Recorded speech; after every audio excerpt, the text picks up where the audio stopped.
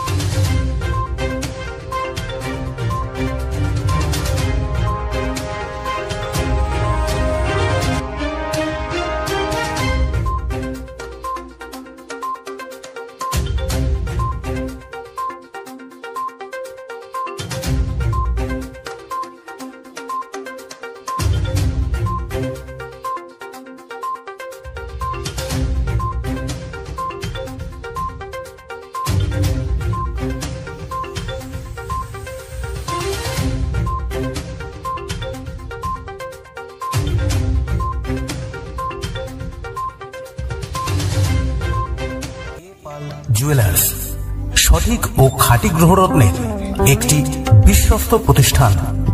হালকা ও ভারী হলমার্কের সব রকম অলংকারের বিপুল সম্ভার।